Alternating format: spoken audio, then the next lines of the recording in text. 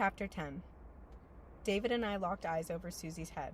His expression, fear, amazement, disbelief, mirrored my feelings.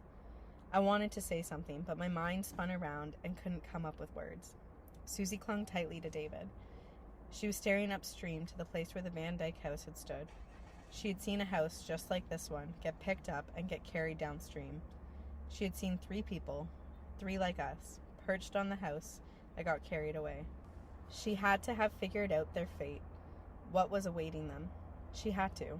She was only 7, but she wasn't stupid. Those 3 poor souls had probably been swept to their deaths. She had to know. How awful for them. How awful for us, having to witness it all. Then I thought about something worse than just witnessing it. Being next. My thoughts raced, trying to figure out how to explain to myself, to Susie, to David, why that house had been swept away, and this house remained here. Was this house bigger, or built more solidly? Their house wasn't that much smaller, or more flimsy than this one. Maybe it was one of the houses that had been built on stilts instead of on a foundation. No, I didn't think that was it. It had been on blocks on the ground, just like this one. There was no reason why it should have gone while we stayed. Why it should have gone while the rest of the houses on the street stayed. The rest of the houses. I looked beyond where the Van Dyke house had stood. There should have been another house right beside it. Nothing. And then beyond that, nothing. There was a dark shadow, the outline of a house beyond that. But where 3 or 4 or even 5 houses should have stood, there was nothing but dark. Open space, filled with raging water. It wasn't just the Van Dyke house. It was a bunch of houses. 4 or 5, or maybe more. Susie suddenly began crying. I wrapped my arms around her tightly from behind. I needed to say something, but what? Was I going to tell her we were okay? That we were safe? What lie was I going to give her? I'm so cold, she sobbed. We're all cold, I said. I squeezed her even tighter, hoping the little warmth left in my body would help. We need that spotlight to come back, David said. We need them to see us. It could be anywhere. This is a big valley with lots of houses. Do you think there are lots of people like us? Lots of people trapped or missing or... He let the sentence trail off unfinished. Or dead. Or drowned. Lots. There had to be lots and lots. This wasn't happening just on this street or even just on this river. Across the whole city, maybe even further away, there had been flooding and power failures, phones down, traffic accidents, and worse. So many people were scrambling just to deal with whatever was facing them, and any help available from police or fire departments would be spread out across the city. Why should they look here more than any other place? I just want them to see us, to know that we're here, David said. That would be good, I answered automatically, but then I thought about how little good that had done for the Van Dyke family. The light had allowed everybody to see their fate, but not change it. If I was going to die, I didn't want it to be a public display. At least I wanted to die in private and not under the glare of a spotlight, like some circus performer who fell from the tightrope. If they saw us, they could send help, David said. What sort of help? A boat. They could send a boat. Nobody would come out here in this river right now, especially not at night. Somebody might. Somebody might be that brave. If they knew we were here and they came out, that would be brave, I said. But to come out thinking that they might just happen to find somebody is just plain crazy. That's why the spotlight has to come back to see us. There are other lights. The shore was alive, on both sides, with lights. Some looked like car headlights, and others, tiny ones, were probably flashlights bouncing and bobbing and swinging back and forth. None of them seemed strong enough to penetrate the darkness as far as us. Only that big spotlight had come out this far. Wait a second, David said. Maybe I can help them see us. I can shine the flashlight. He reached into his pocket, pulled it out, and turned it on. The light was incredibly dim. I could barely see it. There was no way anybody on the shore would pick it out. It was a good idea, I said. Might as well turn it off. At least the water isn't rising anymore, David said. Are you sure?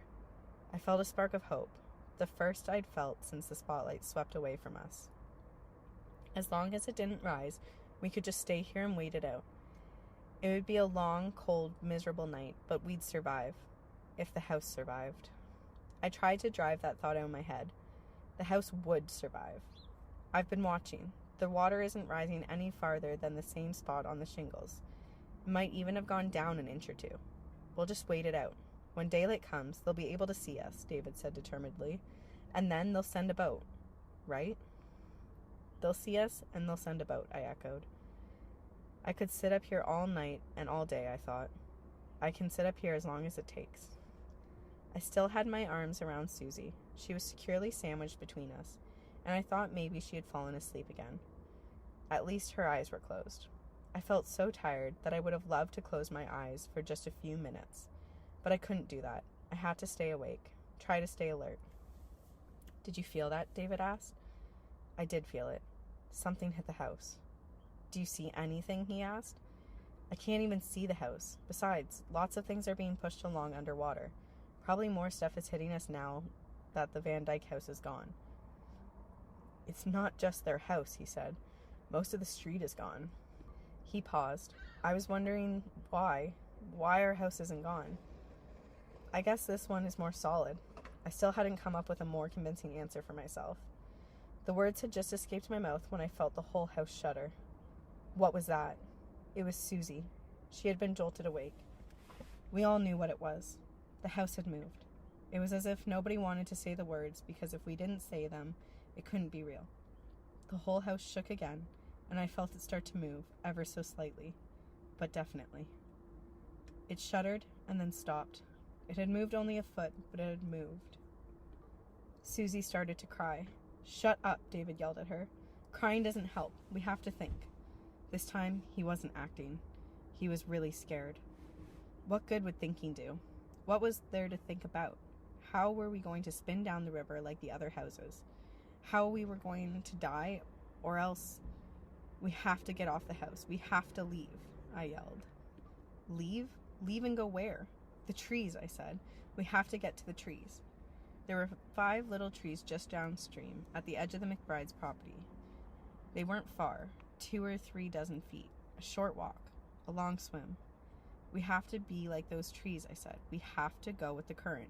Let it push us into them. How do you know the current is even going that way? David demanded. They're downstream. Everything is downstream, he yelled. Wait, let me check first. He started to get up and I grabbed his arm. No, you can't go in the water. Not yet. Not me. He pulled off his sweater and scuttled forward, leaving Susie and me behind. I kept my arms tightly around her. He'll be all right, I said to Susie. He stopped at the very end of the roof, held his sweater in the air, and then dropped it over the side. I caught sight of it, a dark shadow on the water, as it cleared the house. It was moving so fast, just racing along, and then it shot through a small gap between 2 trees. It had proved my theory. Sort of. The sweater hadn't reached safety in the trees. It had kept going, down the river. There was nothing ahead except open water and darkness and danger and death. David motioned for us to come toward him. Just move slowly, I said to Susie. Together as one, Susie and I slid along the peak, keeping one leg on each side, until we reached David at the end. Beyond him was only a drop into the water. I wanted to go back to the center where it felt safe. How strange that now that was what I considered safe. I realized then that the house was starting to turn, slowly but definitely. It was starting to spin the same way the Van Dyke house had spun before it was swept away. There was no safety in going back to the center. There was no safety in staying where we were. The house was going to go, and we'd have to escape before it did. I'll go first, I said. Why you? Just to see. You have to watch me. Make sure that how I did it was right, and if it isn't, you have to try a different way. Go into the water different. You and Susie should go together. Hold on to her tight. I took my arms away from Susie and lifted one leg over the peak so I was sitting with both legs pointed down the slope of the roof toward the trees. The shingles were wet and I felt myself start to slide. I took a big breath and then closed my mouth as I plunged below the surface. The water hit me like a cold slap in the face. I popped back up, opening my eyes and mouth wide as I groped for sight and breath. Instantly, I was caught in the current and held, and I felt myself being pulled downstream. I tried to aim myself, move with the current toward the trees. A current hit and I spun around so I was facing the wrong way. I kicked my legs violently and spun back so that I could see where I was going, so I could see the trees again. I grabbed for the branches at the same instant as my knees smashed against something under the surface. The branches slapped, stung, stabbed into my face. I grabbed on, clawing with both hands and scrambling with my feet, trying desperately to get some sort of grip. One foot caught, and then the other, I clambered up the tree, the branches snagging and sinking under my weight. I kept climbing until my whole upper body was above the water. I had made it. I was safe. Instantly, I was hit with two urges: to simply freeze in place and hold onto the tree with both hands, and to climb up and out of the water completely. I couldn't do either.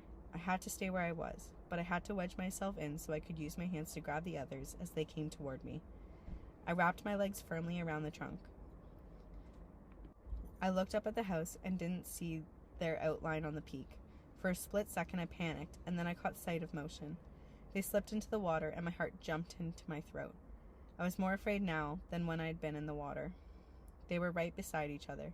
The current caught them, and they were coming right toward me. "I'm here, I'll get you," I screamed at the top of my lungs.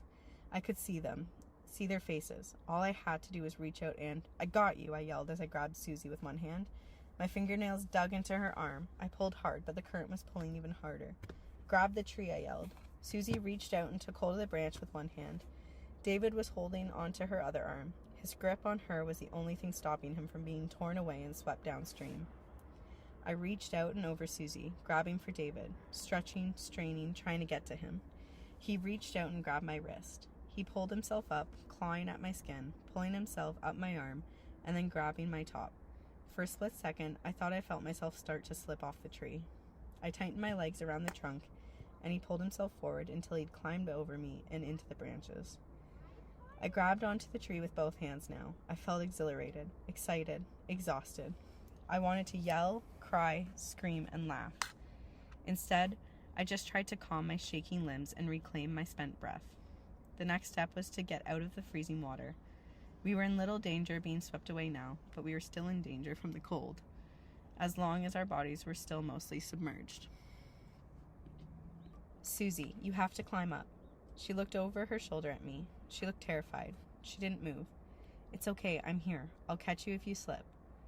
Slowly, she began to climb up the tree until her legs were higher than my head.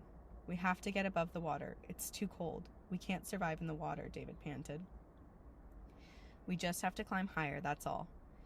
I looked up at Susie. There was space above her in the branches. If she climbed up higher, we could follow. "Susie, climb up higher."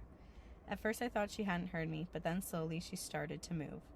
As she climbed, the branches started to sag under her weight, and she really wasn't getting any higher. "Now you try to climb up," David said to me. "See if you can get out of the water. You should go instead." "No," David said, "you first. I'll try too, but if I can't get above the water, then we'll trade places after a while." Part of me wanted to argue, but I was so cold that I knew I needed to get out of the water. I could feel it draining away all my remaining strength. As I started to climb, the branch started to sag, Susie along with it. It was a balancing act. How much of me could I get clear of the water without causing her to be submerged?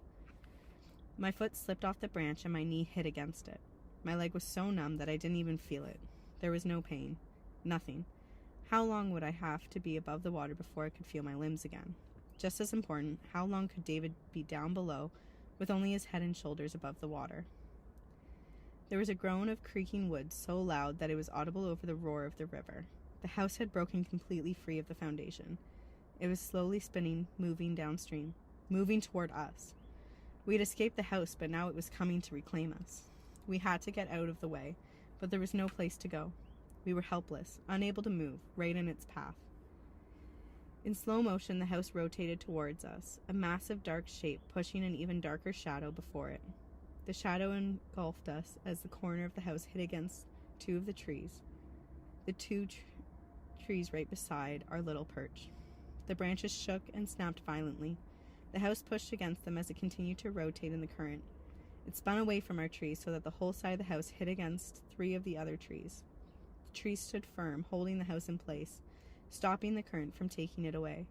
For a second, I had the crazy thought that we should try to jump back into the house now that the trees were holding it in place. Almost in answer to my thoughts, the house started to move again. There was a tremendous scraping sound, and the house pushed against the trees, snapped off branches, pushed them down under the water. Finally, the house passed right over the trees, and branches popped back to the surface. Now free and in the current, the house raced away and was lost as it swept around the bend in the river. The house was gone, but we were still here.